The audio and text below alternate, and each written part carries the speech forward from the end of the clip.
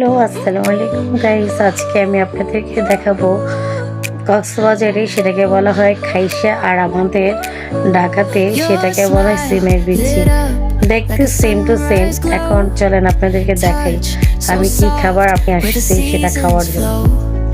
এই যে দেখেছেন গাইস, এগুলো হচ্ছে খাইশা, ঠিক আছে? কক্সবাজারের ভাষায় এটাকে খাইশা। দেখতে কত সুন্দর, এই যে দেখেন কত সুন্দর কালার। এটা হচ্ছে মাছ এবং মুরগির মাংস বা গরুর মাংস দিয়ে রান্না করে খাওয়া যায়, যে যেভাবে এটাকে রান্না করে খায় আর কি।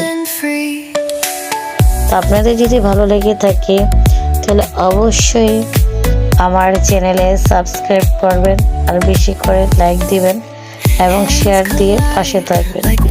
ওকে, আল্লাহ হাফেজ, টাটা।